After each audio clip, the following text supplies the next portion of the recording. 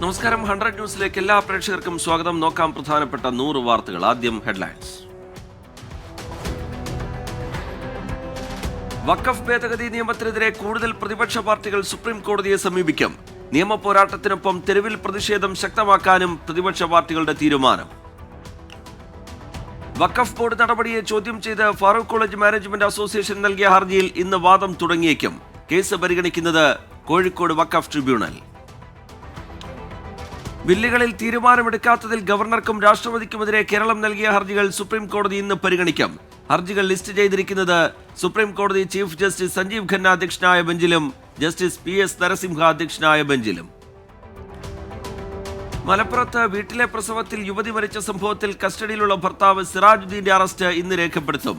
Malappuram police സ്റ്റേഷനിലുള്ള സിറാജുദ്ദീനെ ഇന്നും ചോദ്യം ചെയ്യും. താമരശ്ശേരി ഷഹബാസ് കൊലക്കേസിൽ കുറ്റാരോപിതരായ വിദ്യാർത്ഥികളുടെ ജാമ്യാപേക്ഷയിൽ കോടതി ഇന്ന് വിധി പറയും. കോഴിക്കോട് ജില്ലാ സെഷൻസ് കോടതിയിൽ വാദം പൂർത്തിയായത് കഴിഞ്ഞ ദിവസം. കേന്ദ്രമന്ത്രി കിരൺ റിജിജു ഏപ്രിൽ 15 മുനമ്പത്തെത്തും. മന്ത്രിയുടെ ഓഫീസാണ് പുതുക്കിയ തീയതി അറിയിച്ചത്. സെക്രട്ടേറിയറ്റ് പടിക്കൽ ആശാ വർക്കേഴ്സ് നടത്തുന്ന അനിശ്ചിതകാല നിരാഹാര സമരം ഇന്ന് 20ാം ദിവസത്തിലേക്ക്. തൊഴിൽ മന്ത്രിയുമായി സമരക്കാർ നടത്തിയ കൂടിക്കാഴ്ചയ്ക്ക് ശേഷം പ്രശ്നപരിഹാരമുണ്ടാകുമെന്ന പ്രതീക്ഷയിൽ ആശാ വർക്കേഴ്സ്. IB ഉദ്യോഗസ്ഥയുടെ ആത്മഹത്യയിൽ പ്രതി സുഗാന്തും കുടുംബവും ഒളിവിൽ തുടരുന്നു. സുഗാന്ത് താമസിച്ചിരുന്ന സ്ഥലത്ത് നിന്ന് കണ്ടെത്തിയത് മൊബൈൽ ഫോണും ഐപാഡും ഇന്ന് പരിശോധനയ്ക്ക് അയക്കും. പുതുക്കിയ പാചകവാതക സിലിണ്ടർ വില ഇന്നു മുതൽ പ്രാബല്യത്തിൽ. സിലിണ്ടറിന് കേന്ദ്ര സർക്കാർ വർദ്ധിപ്പിച്ചത് 50 രൂപ. സെക്രട്ടേറിയറ്റിന് മുന്നിൽ ഇന്നും കടുത്ത സമരരീതികൾ പ്രയോഗിക്കാൻ വനിതാ സിവിൽ പോലീസ് റാങ്ക് ഹോൾഡേഴ്സ്. രാവിലെ 10:30 പോലീസിലെയും സൈന്യത്തിലെയും കടുത്ത പരിശീലന രീതിയായ 2 കൈകൾ കൊണ്ട് മണ്ണിൽ ഇഴഞ്ഞ് പ്രതിഷേധിക്കും. ഭൂപതിവ് ചട്ടഭേദഗതി എത്രയും വേഗം നടപ്പാക്കണമെന്ന് മുഖ്യമന്ത്രി പിണറായി വിജയൻ.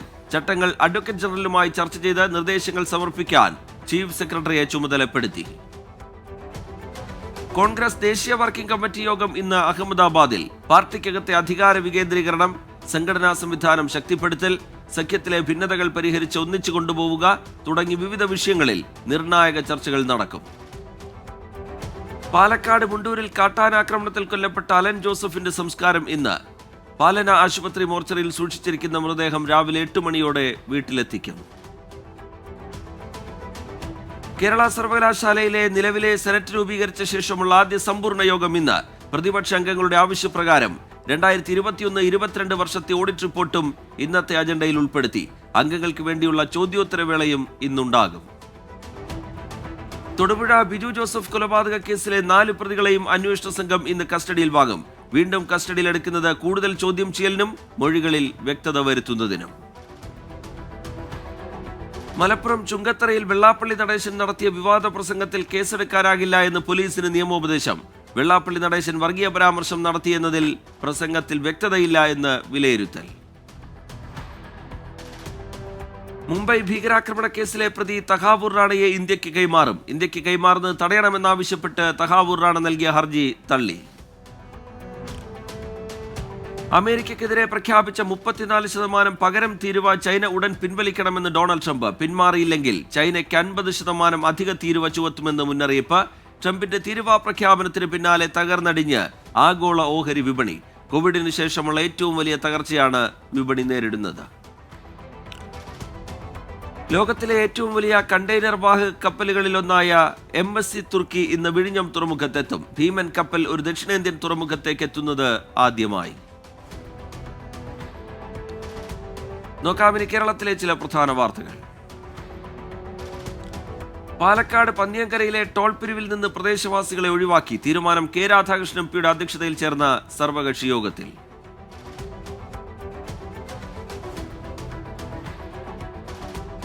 കൊച്ചിയിൽ ഹോം സ്റ്റേയിൽ നിന്ന് 2.3 ഗ്രാം MDMA-യും 7 ഗ്രാം കഞ്ചാവും പിടികൂടി. ഹോം സ്റ്റേ നടത്തിപ്പുകാരനായ തൃശൂർ പൊയ്യ സ്വദേശി വൈശാഖ് പോലീസിന്റെ കസ്റ്റഡിയിൽ. തൊടുപുഴ പെരുക്കോണിയിൽ ലഹരിവിരുദ്ധ ബോധവൽക്കരണ റാലി നടത്തി. റാലിയോടനുബന്ധിച്ച് നടന്ന ചടങ്ങിൽ റിപ്പബ്ലിക് ദിന പരേഡിൽ കേരളത്തെ പ്രതിനിധീകരിച്ച Newman college NCC camp cadet Anjitha സന്തോഷിനെ ആദരിച്ചു. ലഹരിക്കും മയക്കുമരുന്നിനുമെതിരെ Kalamassery Rajagiri higher secondary school. സ്പോർട്സിലൂടെ ലഹരി എന്ന ആശയവുമായി ബാഡ്മിന്റൺ ടൂർണമെന്റ്. പരിപാടി സംഘടിപ്പിച്ചത് രാജഗിരിയും ഹരിതഗിരിയുമായി സഹകരിച്ച്. കോഴിക്കോട് ജില്ലയ്ക്ക് ആദ്യമായി അനുവദിച്ച KSRTCയുടെ AC പ്രീമിയം സൂപ്പർ ഫാസ്റ്റിന് കോഴിക്കോട് സ്വീകരണം. മന്ത്രി KB Ganesh Kumar flag off ചെയ്തു. ആദ്യ ടിക്കറ്റ് ഗിന്നസ് ലത്തീഫിന് മന്ത്രി കൈമാറി. ലഹരി ഉപയോഗത്തിനെതിരെ റോളർ സ്കേറ്റിംഗ് സ്നേഹ സന്ദേശ യാത്രയുമായി ഇരവിപുരം സെന്റ് ജോൺസ്. ഇരവിപുരം ജംഗ്ഷനിൽ നിന്ന് ആരംഭിച്ച യാത്ര ACP Shereef S flag off ചെയ്തു. യൂണിവേഴ്സിറ്റി ഓഫ് ഈസ്റ്റ് ലണ്ടൻ വിദ്യാർത്ഥി യൂണിയൻ തെരഞ്ഞെടുപ്പിൽ മലയാളിക്ക് വിജയം. സ്റ്റുഡന്റ് ഓഫീസർ സ്ഥാനത്ത് മലയാളിയായ കൊല്ലം സ്വദേശി അഭിഷേക് റോയിയാണ് വിജയിച്ചത്. Malappuram Vazhayur Safi institute of advanced സ്റ്റഡീസിൽ കൊൻഫെയക്കുൻ എന്ന പേരിൽ 2 ദിവസത്തെ പാരാപ്ലീജിയ ക്യാമ്പ് സംഘടിപ്പിച്ചു. ക്യാമ്പിന്റെ ഉദ്ഘാടനം ആൽഫ പാലിയേറ്റീവ് വിംഗ് കേരളയുടെ പ്രസിഡന്റ് സുബൈദ റഹീം നിർവഹിച്ചു. പുനലൂർ റെയിൽവേ സ്റ്റേഷനിൽ പ്ലാറ്റ്ഫോമിന് സമീപം കാട് വളർന്നു നിൽക്കുന്നത് സുരക്ഷാ ഭീഷണി ഉയർത്തുന്നതായി പരാതി. കാട് കയറിയിരിക്കുന്നത് റെയിൽവേ മരാമത്ത് വിഭാഗം ഓഫീസിന്റെ മുന്നിൽ.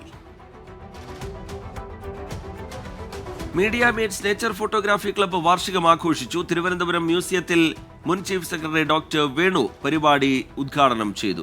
ദേശീയതലത്തിൽ നടത്തിയ ഫോട്ടോഗ്രാഫി മത്സരത്തിലെ വിജയികൾക്ക് സമ്മാനങ്ങൾ വിതരണം ചെയ്തു. കൊല്ലം അഞ്ചൽ വൈദിക ജില്ലയുടെ നേതൃത്വത്തിൽ നടന്ന കുരിശിന്റെ വഴിയിൽ 100 കണക്കിന് വിശ്വാസികൾ പങ്കെടുത്തു. ആലഞ്ചേരി ജംഗ്ഷനിൽ നിന്ന് ആരംഭിച്ച കുരിശിന്റെ വഴിയിൽ വൈദിക ജില്ലയിലെ 19 ഇടവകകളിൽ നിന്ന് വിശ്വാസികളുടെ സാന്നിധ്യമുണ്ടായിരുന്നു.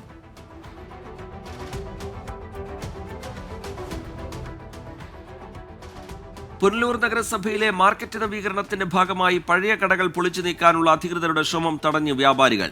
വ്യാപാരികളുടെ ശക്തമായ എതിർപ്പിനെ തുടർന്ന് പൊളിക്കൽ നടപടിയിൽ നിന്ന് അധികൃതർ പിന്മാറി. Kerala ASHA health workers association Pathanamthitta ജില്ലാ കൺവെൻഷൻ സംഘടിപ്പിച്ചു. ആശാ സമര രക്ഷാധികാരി ഷൈല K. ജോൺ ഉദ്ഘാടനം ചെയ്തു. YMCA ഹാളിൽ നടന്ന കൺവെൻഷനിൽ സംസ്ഥാന കമ്മിറ്റി അംഗം S. രാധാമണി അധ്യക്ഷയായി. നോക്കാമിനി പ്രധാന അറിയിപ്പുകൾ.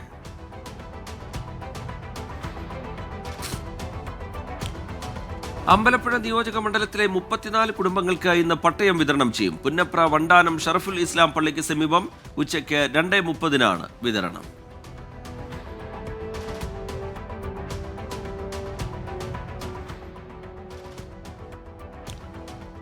കെൽട്രോണിൽ DCA, PGDCA, logistic and supply chain management തുടങ്ങി വിവിധ കോഴ്സുകളിലേക്ക് അപേക്ഷ ക്ഷണിച്ചു.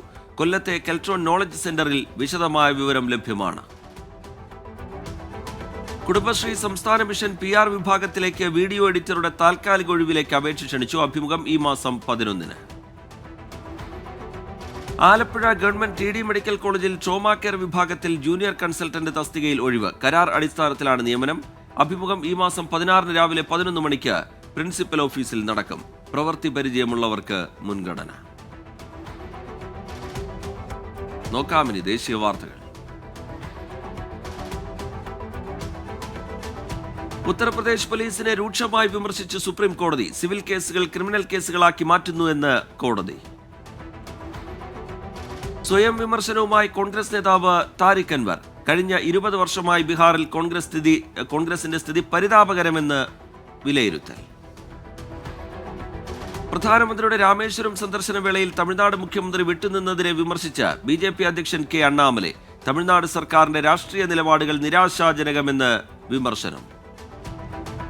ഇന്ധനവില വർധനവിൽ കേന്ദ്ര സർക്കാരിനെ വിമർശിച്ച് കോൺഗ്രസ്. അന്താരാഷ്ട്ര വിപണിയിൽ വില കുറഞ്ഞിട്ടും മോദി സർക്കാർ കുംഭകർണനെ പോലെ ഉറങ്ങുകയാണെന്ന് മല്ലികാർജുൻ ഖർഗെ. ഡൽഹിയിൽ ഉഷ്ണതരംഗത്തിന് സാധ്യത. സാധാരണ നിലയേക്കാൾ 5 ഡിഗ്രി വരെ ചൂട് കൂടാൻ സാധ്യതയെന്ന് കാലാവസ്ഥാ റിപ്പോർട്ട്. 12.56 കോടിയുടെ സ്വർണ്ണക്കടത്ത് കേസിൽ കന്നഡ നടി രണ്യ റാവു ഉൾപ്പെടെ 3 പേരുടെ കസ്റ്റഡി കാലാവധി നീട്ടി. വ്യവസായി തരുൺ രാജു, സ്വർണ്ണ വ്യാപാരി സഹിൽ ജെയിൻ ഉൾപ്പെടെയുള്ളവർ ഈ മാസം 21 വരെ ജുഡീഷ്യൽ കസ്റ്റഡിയിൽ തുടരും. ഛത്തീസ്ഗഡിൽ വ്യാജ ഡോക്ടർ പിടിയിൽ. ചികിത്സാ പിഴവിൽ മരണം തുടർക്കഥയായതോടെ അന്വേഷണം നടക്കുകയായിരുന്നു. മുൻ സ്പീക്കർ രാജേന്ദ്ര പ്രസാദ് ശുക്ല ഉൾപ്പെടെയുള്ളവരുടെ മരണം അന്വേഷണത്തിന്റെ ഭാഗമാകും. ഡെപ്പോസിറ്റ് അടയ്ക്കാത്തതിനെ തുടർന്ന് ചികിത്സാ നിഷേധം. പൂനെയിൽ ഗർഭിണിയായ യുവതി മരിച്ച സംഭവത്തിൽ പ്രതിഷേധത്തെ തുടർന്ന് ഡോക്ടറെ പുറത്താക്കി. ആരോഗ്യ സംരക്ഷണത്തിന് എണ്ണയും ഉപ്പും പഞ്ചസാരയും കുറയ്ക്കാൻ ആന്ധ്ര മുഖ്യമന്ത്രിയുടെ നിർദ്ദേശം. ദിവസേന 30 മിനിറ്റ് നടത്തവും നിർദ്ദേശിച്ച് ചന്ദ്രബാബു നായിഡു. മിസോറാം അസം അതിർത്തി തർക്കം ചർച്ച ചെയ്യാൻ യോഗം ചേരാൻ തീരുമാനം. യോഗം ഈ മാസം 25-ന് നടക്കും. ഛത്തീസ്ഗഡിൽ 6 വയസ്സുകാരിയെ പീഡിപ്പിച്ച് കൊലപ്പെടുത്തി. കുട്ടിയുടെ അമ്മാവൻ അറസ്റ്റിൽ. കുട്ടിയുടെ മൃതദേഹം കണ്ടെത്തിയത് കാറിൽ ഉപേക്ഷിച്ച നിലയിൽ. നോക്കാമിനി രാജ്യാന്തര വാർത്തകൾ. ഗസയിൽ വീണ്ടും ഇസ്രയേലിന്റെ ആക്രമണം. പലസ്തീനിയൻ മാധ്യമപ്രവർത്തകൻ കൊല്ലപ്പെട്ടെന്ന് റിപ്പോർട്ട്. 9 പേർക്ക് പരിക്കേറ്റു. ഗസയിലെ ആരോഗ്യ പ്രവർത്തകരുടെ മരണത്തിൽ സ്വതന്ത്ര അന്വേഷണം വേണമെന്ന് റെഡ് ക്രസന്റ്. കഴിഞ്ഞ മാസം ഇസ്രയേൽ ആക്രമണത്തിൽ കൊല്ലപ്പെട്ടത് 15 ആരോഗ്യ പ്രവർത്തകർ. അമേരിക്കയുടെ പലസ്തീൻ വിരുദ്ധ പരാമർശത്തിനെതിരെ ഹമാസ്. ഭീകരപ്രവർത്തനത്തിന് വേണ്ടി പലസ്തീൻ ആംബുലൻസ് ഉപയോഗിക്കുന്നു എന്നായിരുന്നു അമേരിക്കയുടെ പ്രസ്താവന. അമേരിക്കയുടെ വിവിധ സംസ്ഥാനങ്ങളിൽ വെള്ളപ്പൊക്കത്തിലും ചുഴലിക്കാറ്റിലും പെട്ട് മരിച്ചവരുടെ എണ്ണം 20ആയി. ചുഴലിക്കാറ്റ് കൂടുതൽ നാശം വിതച്ചത് മിസിസിപ്പി, ജോർജിയ, ആർക്കൻസാസ് എന്നീ സംസ്ഥാനങ്ങളിൽ.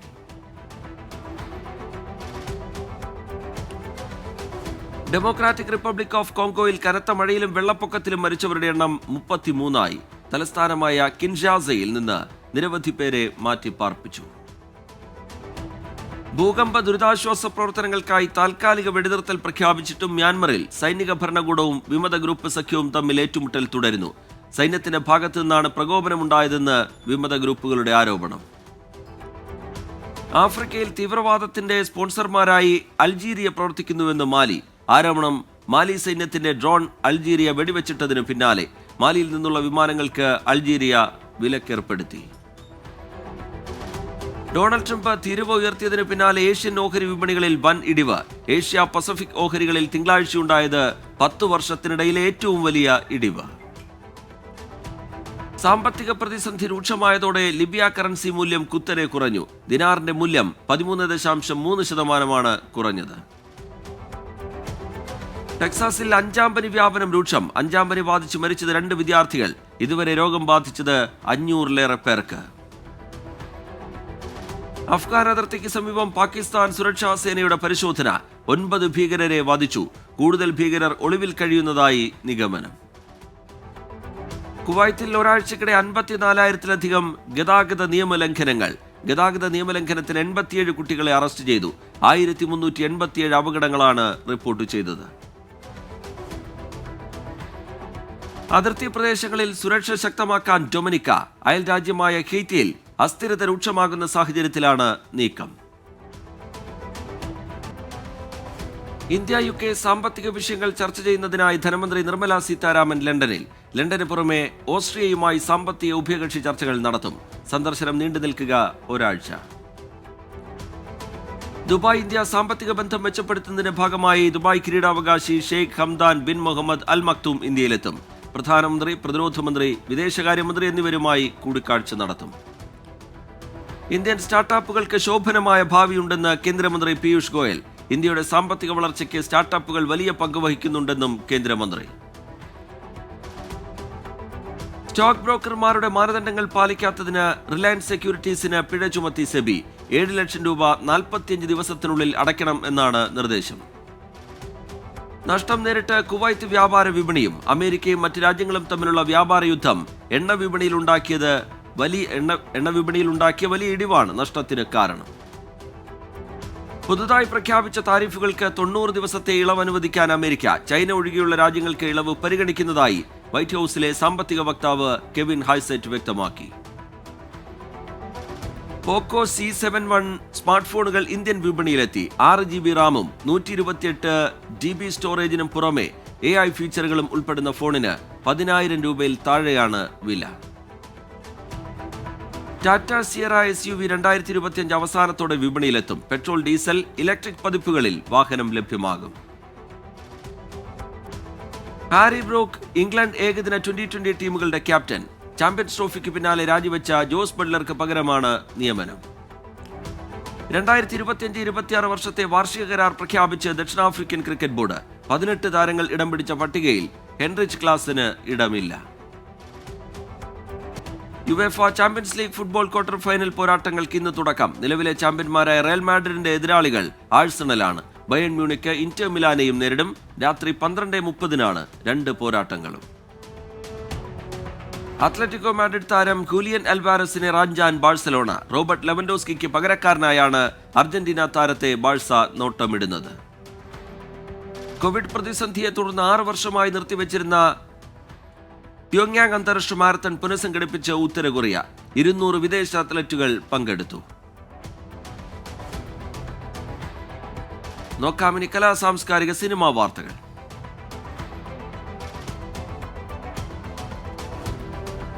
വാഴ 2 ചിത്രത്തിന്റെ പൂജ ഇന്ന് നടക്കും. വാഴ biopic of A billion boys എന്ന ചിത്രത്തിന്റെ വിജയത്തിന് പിന്നാലെയാണ് ചിത്രത്തിന്റെ 2ാം ഭാഗം ഒരുങ്ങുന്നത്.